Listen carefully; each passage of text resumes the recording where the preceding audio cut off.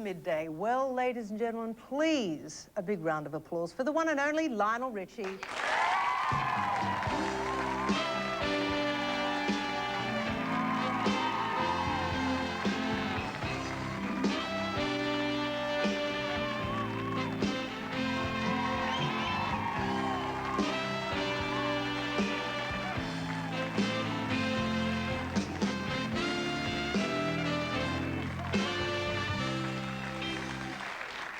Oh, stop, he's heard it before. I want this crowd to go with me. We're going to the next stop, back to L.A. I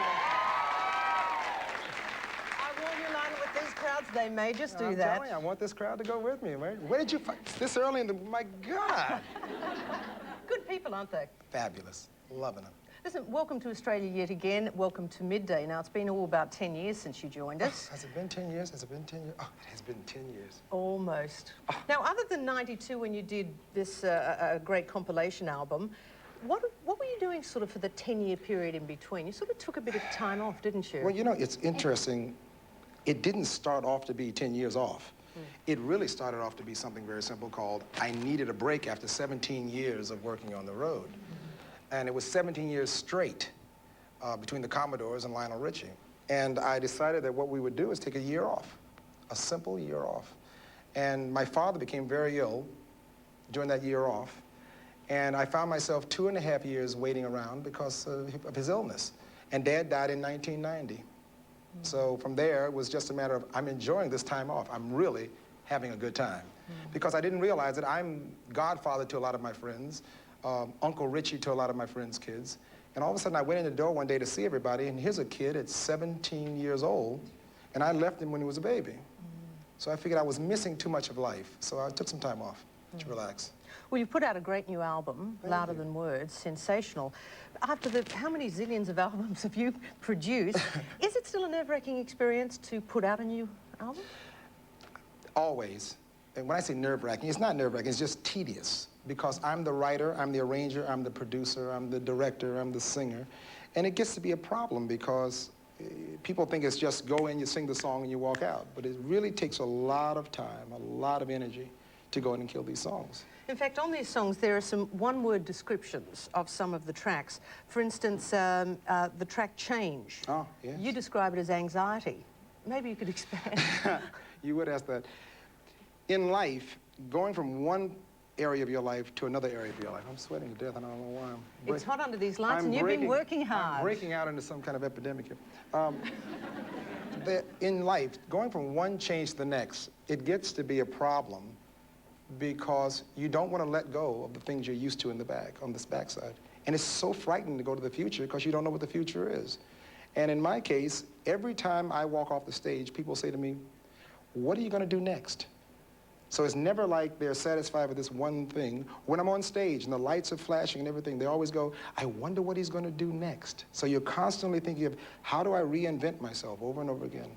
Not to mention your personal life, which you have no control on at all. Because at least I can rehearse the song. You can't rehearse the personal life. They're the biggest changes, I would imagine. Traumas. Okay, Lionel Richie, you started out, I was surprised to read, you graduated in accountancy and economics. Was it really Lionel Richie's ambition to be an accountant? Absolutely not. When I first started off, and I must tell you, when I first started off in the business, I was going to be an entertainment lawyer, not anything to do with a singer or a writer, because I didn't know I could do that. I discovered my writing and my arranging and my producing all while I was in the Commodores. And then once I found out what you put a lawyer through, I knew I was not going to be a lawyer.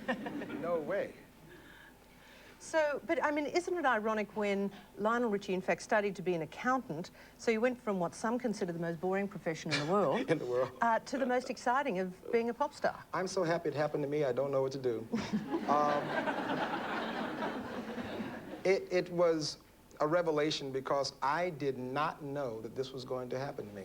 Truly a surprise to me. Who does your accounts now? I have a firm that, poor guys, I mean, I tell you, I work them to death because it's an international thing. I travel around the world, so they have to deal with China, they have to deal with Europe, they have to deal with Germany. I bet you keep them on their toes. I keep them on their toes, thank you very much. And the problem is trying to go in and meet with them every day to decide what it is that they want to tell me about the changes of, because laws are changing every day now. Your taxes and, it's a pain. It's a pain. But I guess having the background, they can't hoodwink you because it's a traditional story that pop stars get ripped off. Oh. Luckily, and I say luckily, I mean, it's never a happy time, but luckily, I got ripped off at a very young age. When I say that, I mean, you lose a lot of money because you have to learn how to play this game. You normally get ripped off in your touring, you normally get ripped off in your trusting other people with your money, which is terror. And in our case, when the Commodores, we lost about $50,000 to $100,000 one time. Not like other entertainers, like they've lost millions. But it just took us a moment to go, so that's how the game is played. Because what we learn in school is accounting. What the road is all about is counting. And they can sit right there and steal every dime from you with everything documented. So it took a moment just to kind of learn how to play this game. And it was a very tough game to play, learn after a while. Another tough game to play would be that of fame. There was nothing in the 80s that wasn't Lionel Richie, the world's most successful singer-songwriter. You've sold literally hundreds of millions of albums. All of a sudden, you're in another stratosphere very few people can ever understand. What's it like? Well, they always say that it's lonely at the top, but it's really not lonely at the top. I made a very interesting find. First of all, when I got to the top, I found out what was there. Nothing. Absolutely, positively, nothing's there. All of you are great friends. You passed on the way up. All of you are great examples about life and the experiences of life. You passed on the way up. The climb was the part that was the most exciting.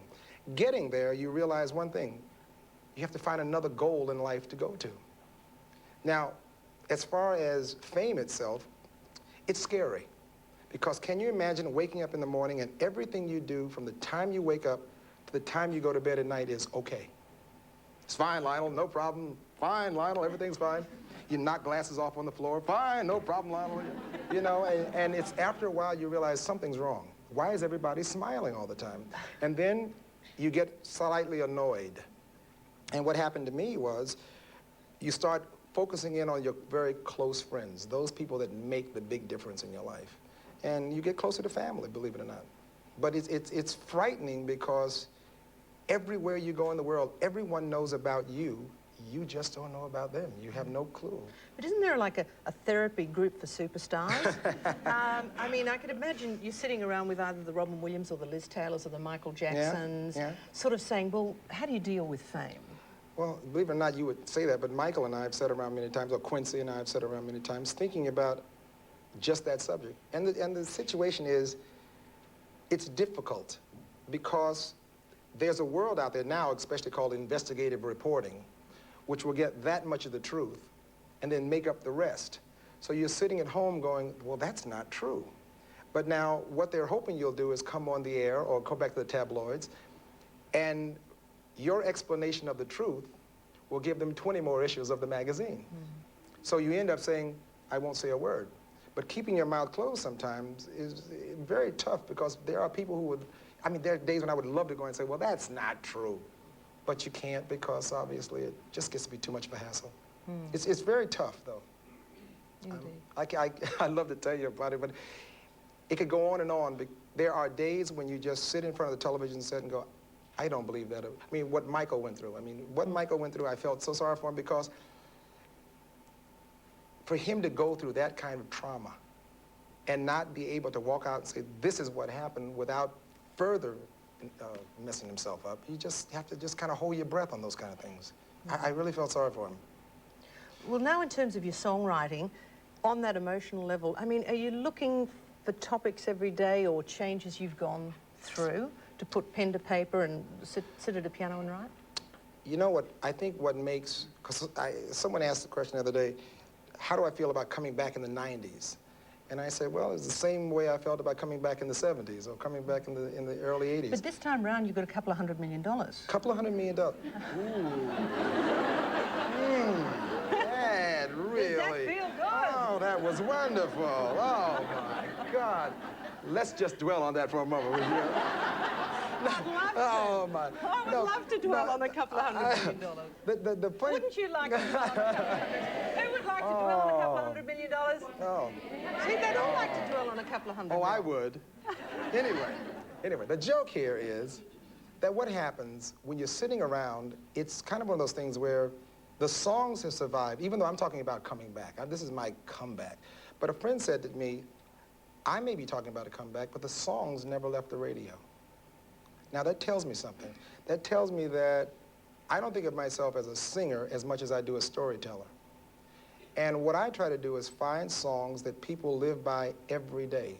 For example, 3 Times a Lady will apply in the 70s, 80s, 90s. The story is the same. It's not a hip thing. Hip means today. So I want to stay away from that word. So what I try to do is find songs that actually identify with people's everyday living. And the way to do that, for me, is that I have to get out here in the street, tour, which is the best. Or go out to a restaurant late at night and let some lady come over and tell you all about her life. But the truth is that I try as much as possible to get involved with people because they'll walk up to me and tell me... Ones that don't smile when you drop a glass or something. Yeah, the ones that don't smile. Yeah. Can I just tell you, folks, of all the people, what a joyous job I have. I get to talk to all sorts of fabulous people. But what a pleasure to have somebody who's so down to earth and logical. Do you agree? Yeah. I mean, this is real.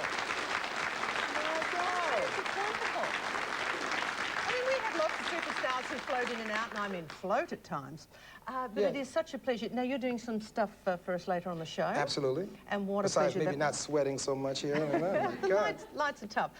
So, ladies and gentlemen, Lionel will be back in the show. So please thank him for being such a joyous guest for us now.